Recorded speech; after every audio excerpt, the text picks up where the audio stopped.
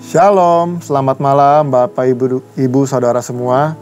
Puji nama Tuhan, kita boleh berkumpul kembali malam ini di acara Bible Study. Nah, sebelum kita masuk dalam kebenaran firman Tuhan, saya mengundang Bapak Ibu Saudara semua untuk mari kita sama-sama memuji menyembah Tuhan. Karena hanya di dalam hadiratnya lah kita kembali dikuatkan, diteguhkan, dipuaskan. Dan hanya dalam hadiratnya ada kebebasan. Ada kemenangan di dalam Dia. Mari sama-sama kita masuk dalam hadirat-Nya. Terima kasih Tuhan Yesus.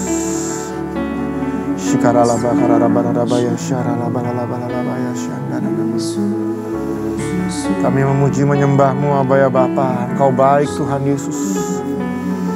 Terima kasih Tuhan Yesus. Shikaralabalalabaya shikarararabaya shandiralalaba. Kirarararaborerebeya shandiralalalalaborarabaya si. Kirarararaborarabaya nenananamoraboya soro. Haleluya.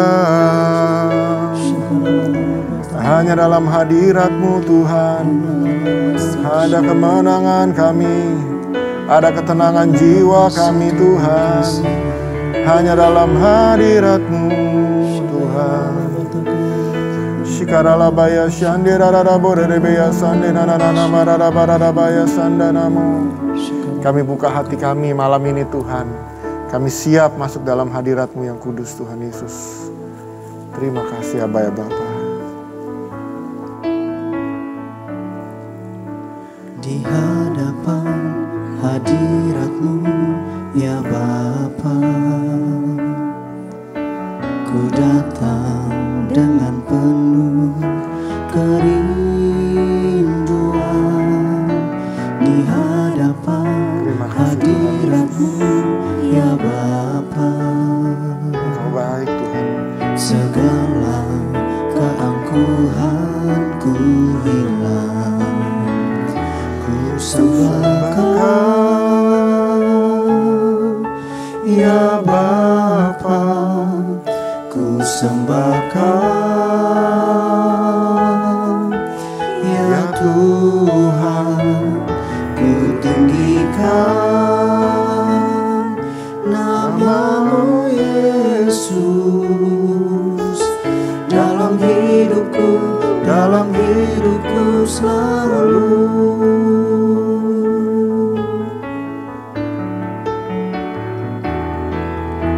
Di hadapan hadirat-Mu ya Bapa, ku datang dengan penuh kerinduan. Di hadapan hadirat-Mu ya Bapa, segala keangkuhanku hilang, ku sembahkan ya Bapa, ku sembahkan ya Tuhan, ku tinggikan nama-Mu Yesus dalam hidupku selalu. Ku sembahkan ya Bapa, ku sembahkan ya Tuhan, ku tinggikan nama-Mu Yesus dalam hidupku selalu. Terima kasih Aba ya Bapa. Ku sembahkan ya Bapa, ku sembahkan ya Tuhan, ku tinggikan nama-Mu Yesus dalam hidupku selalu.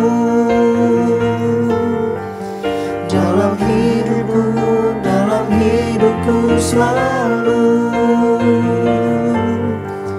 dalam hidupku selalu.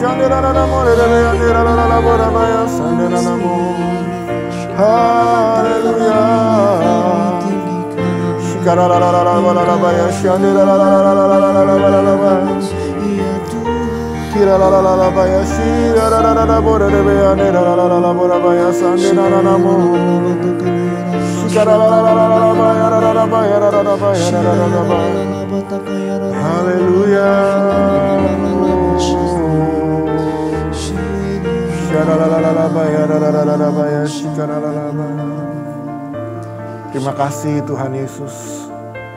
Biar nama-Mu ditinggikan dalam kehidupan kami Tuhan. Nama-Mu yang berkuasa mengatur segala sesuatunya. Terima kasih Tuhan. Nama-Mu yang dahsyat Tuhan. Nama-Mu segalanya dalam hidup ini Tuhan Yesus.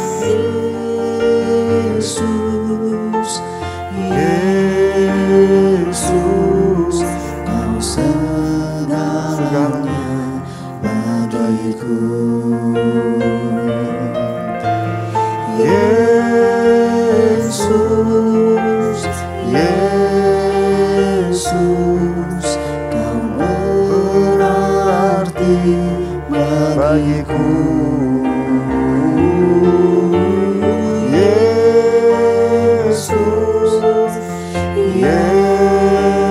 Yesus, Kau segalanya bagiku. Terima kasih Tuhan Yesus. Ini kerinduan hati kami Tuhan. Seperti rusa yang haus, rindu akan sungai-Mu Tuhan.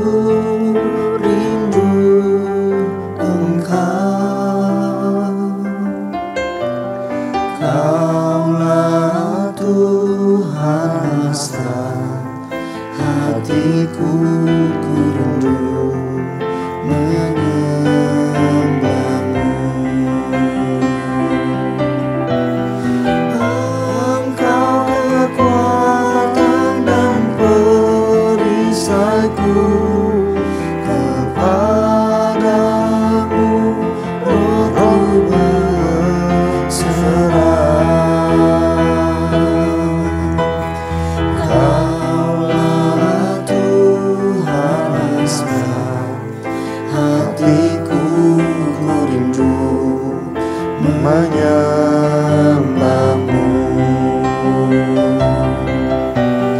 Yesus, Yesus, Kau berarti bagiku. Yesus,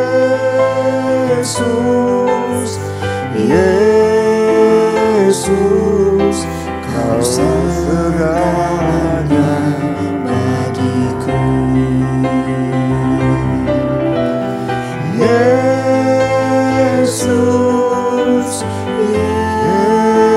Yesus, Kau berarti bagiku.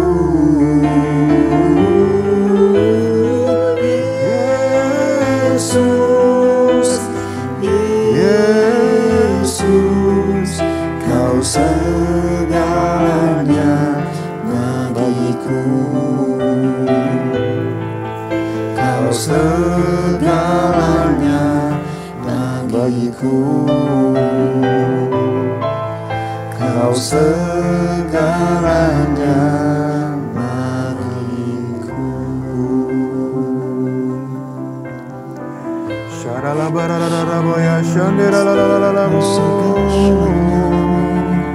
Kau segalanya bagi kami Tuhan. Kami bersyukur buat kebaikan-Mu Tuhan, sebab Kau baik. Terima kasih Yesus, Kau selalu baik.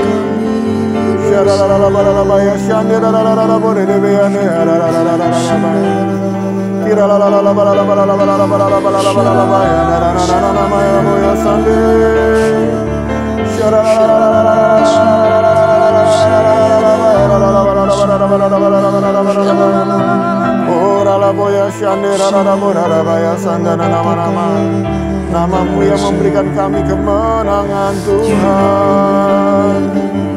Engkaulah kemerdekaan kami, Engkaulah kebebasan kami Tuhan. Engkaulah yang menebus kami, sehingga kami boleh memperoleh hidup ini Tuhan. Semua karena kebaikan-Mu Tuhan Yesus.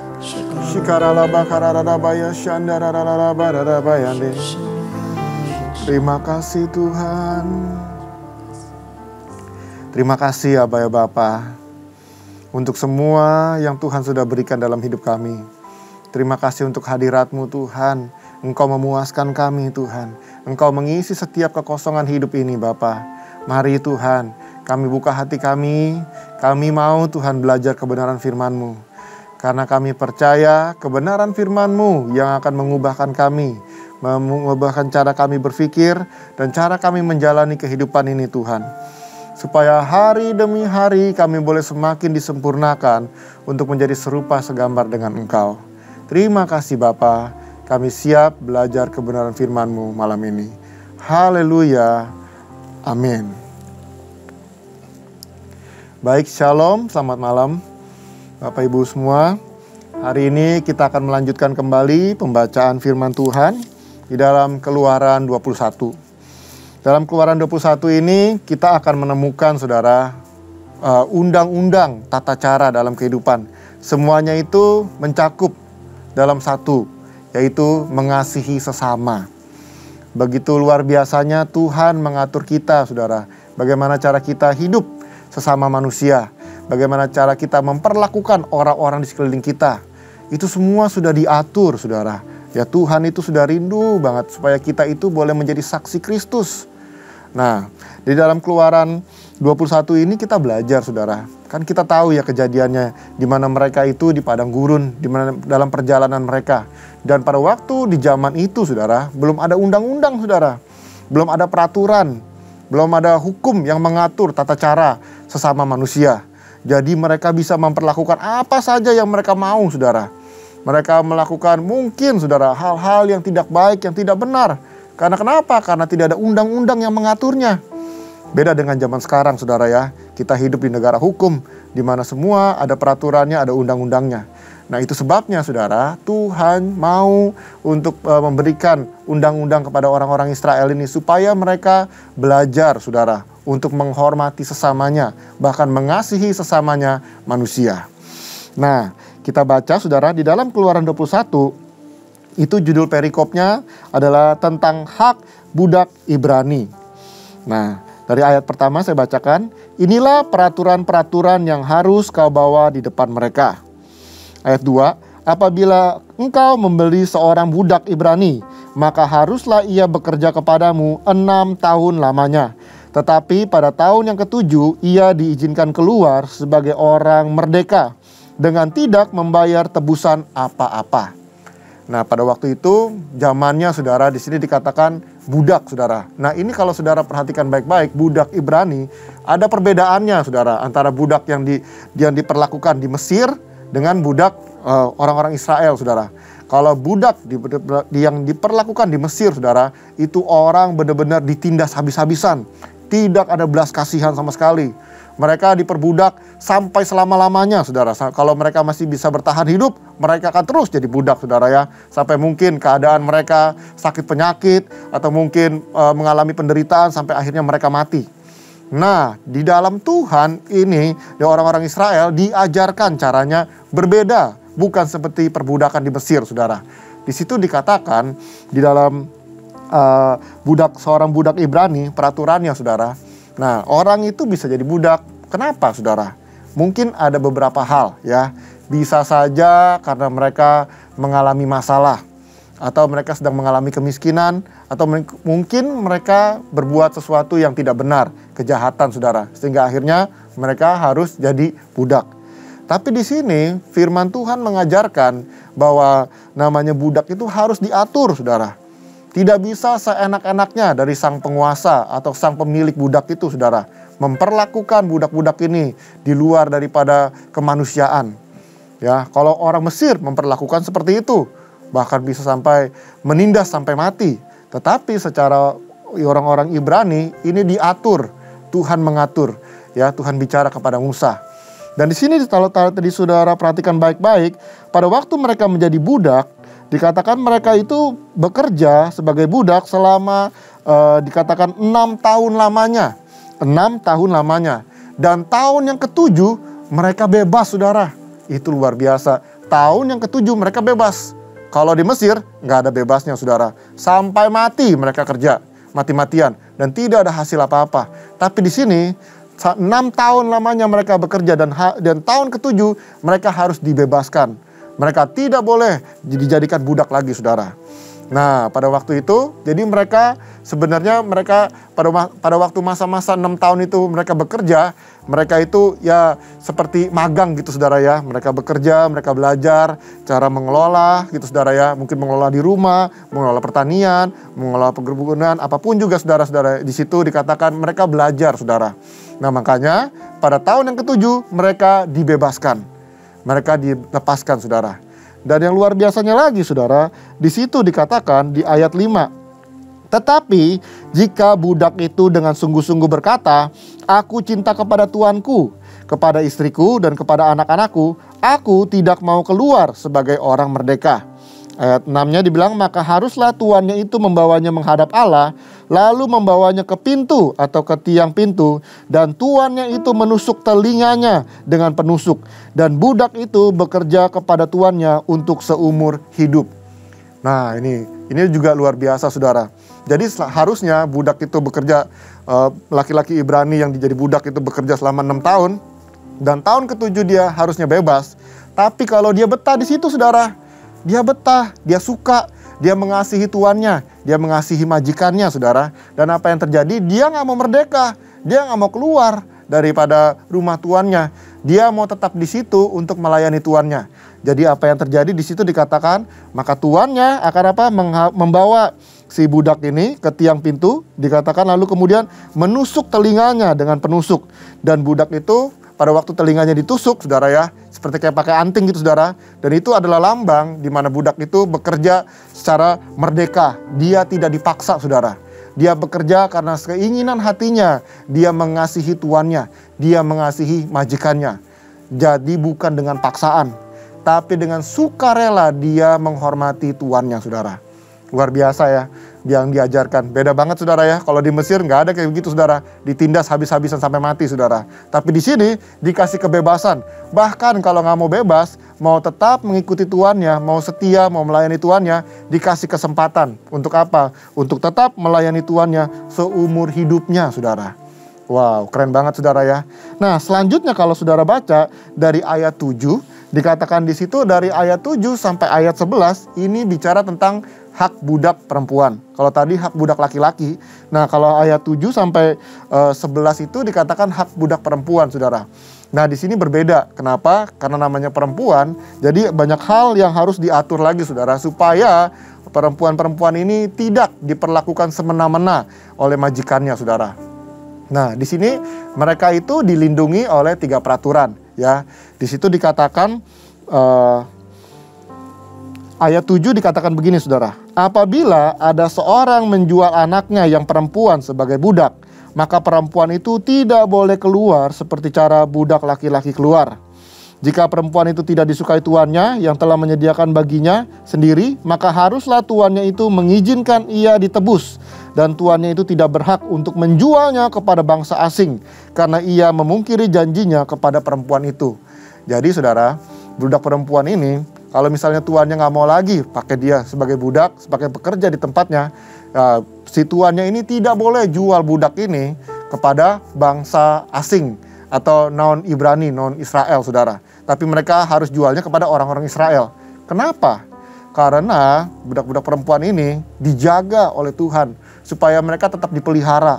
Kalau dia dijual kepada orang asing, orang yang tidak mengenal Allah Israel, maka mungkin saja budak-budak perempuan ini diperlakukan dengan tidak semena-mena, saudara ya. Diperlakukan dengan hal-hal yang mungkin tidak senonoh, saudara. Tapi di sini dijaga. Selama itu sebabnya dikatakan kalau kamu mau jadikan dia sebagai budakmu, ya kamu harus perlakukan dia dengan baik. Tapi kalau nggak mau, ya kasih dia kepada orang-orang yang Israel lagi, orang Ibrani lain. Dan dia tidak boleh dijual kepada bangsa asing. Karena takutnya bangsa asing akan memperlakukan budak perempuan ini semena-mena, saudara. Nah, dijaga, saudara, nggak sembarangan budak perempuan, saudara ya. Nah, kemudian dikatakan lagi, nah terus selanjutnya, saudara, ayat 9 dibilang begini, jika tuannya itu menyediakan baginya anaknya laki-laki, maka haruslah tuannya itu memperlakukan seperti anak-anak perempuan berhak diperlakukan. Nah, mungkin pada waktu itu, saudara ya, ternyata si budak perempuan ini disukai oleh anak majikannya. Jadi dinikahi oleh anak majikannya, saudara. Maka si budak perempuan ini harus menjadi berhak, mempunyai hak sebagai anak perempuan, saudara. Bukan lagi sebagai budak, saudara, tetapi sebagai anggota keluarga. Sebagai anggota keluarga karena dinikahi oleh anak laki-lakinya. Di situ dikatakan, saudara ya. Nah, apa yang kita lihat, saudara, bagaimana cara Tuhan mengatur orang-orang Israel ini luar biasa. Betul-betul menghormati, saudara, satu dengan yang lain. Nah, selanjutnya ada lagi, saudara. Selanjutnya kalau saudara baca di dalam pasal selanjutnya, di ayat selanjutnya, ayat 12 di situ. Ayat 12 sampai ayat 36, apa yang kita bisa pelajari, saudara? Di situ adalah belajar tentang jaminan nyawa sesama manusia. Jaminan tentang nyawa manusia. Artinya nyawa manusia itu harus dipertanggungjawabkan kepada Tuhan. Tidak bisa semena-mena diperlakukannya, saudara ya. Nah, di situ ayat 12 dia bilang begini, saudara. Siapa yang memukul seseorang sehingga mati, pastilah ia dihukum mati. Nah, ini ya, saudara ya, siapa yang memukul orang, menyakiti, membunuh orang, maka dikatakan pastilah ia akan dihukum mati. Tetapi jika pembunuhan itu tidak disengaja, saudara, tidak disengaja, melainkan tangannya yang ditentukan Allah melakukannya itu, maka aku, kata Tuhan, akan menunjukkan bagimu suatu tempat kemana ia dapat lari. Di sini dia kasih, Tuhan kasih satu kebaikan, saudara. Dikatakan kalau memang nggak sengaja terjadi pembunuhan, harus kehilangan nyawa seseorang, maka orang ini akan dilarikan ke satu tempat, diasingkan ke satu tempat, saudara. Ya, tapi kalau orang ini dengan sengaja membunuh, mencabut nyawa seseorang, maka orang itu harus dihukum mati. sesuai dengan peraturan di sini saudara. Ya mata ganti mata, gigi ganti gigi. Nah kalau kita lihat saudara peraturan seperti ini, kelihatannya memang kok sampai begitu ya, mata ganti mata, gigi ganti gigi saudara. Nah orang-orang Yahudi, orang-orang Israel ini memegang adat istiadat ini saudara. Nah sebenarnya sih yang bisa kita pelajari adalah Tuhan itu menginginkan supaya kita itu hidup di dalam keadilan saudara. Ya keadilan Tuhan. Makanya dibilang gitu, mata ganti mata, gigi ganti gigi saudara. Jadi jangan main-main. Kalau kamu nggak mau kehilangan mata, jangan kamu melukai mata orang lain. Kalau kamu nggak mau kehilangan gigi, ya jangan kamu melukai gigi orang lain. Itu saudara. Ya, jadi di situ diajarkan saudara, berpikir matang-matang sebelum melakukan segala sesuatu. Karena dampaknya itu bisa kehilangan nyawa. Jadi kita harus bertindak segala sesuatu dengan penuh hati-hati. Dengan segala sesuatu yang matang dipikirkan. Karena kalau barang siapa yang sampai menghilangkan nyawa seseorang, maka dia bisa dihukum mati saudara. Sengaja Tuhan mengatur segala sesuatunya itu supaya mereka-mereka ini di dalam bermasyarakat, mereka punya satu peraturan. Mereka tidak melakukan apa yang semau mereka, sesuka hati mereka saudara. Mereka punya satu norma-norma, satu hukum yang harus mereka pegang.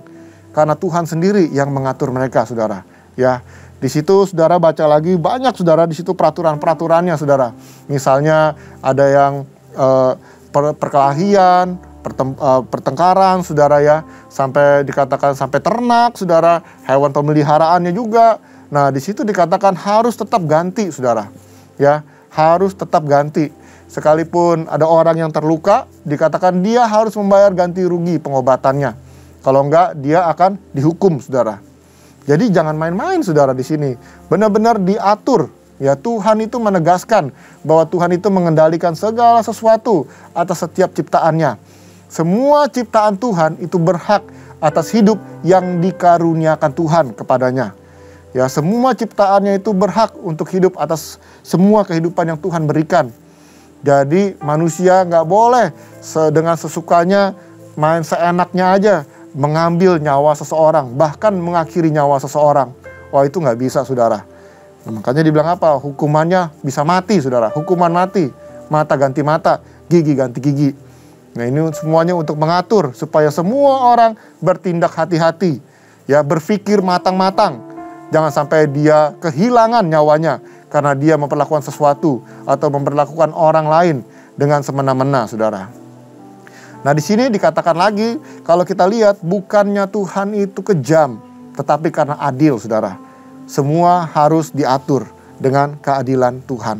Nah, itu peraturannya begitu banyak saudara ya. Nanti saudara bisa baca, dan ini terjadi pada waktu itu di masa itu saudara. Semua peraturan ini terjadi pada waktu itu di masa itu saudara ya. Nah sekarang mungkin kalau kita lihat agak berbeda dengan hukum yang kita sekarang saudara, undang-undangnya.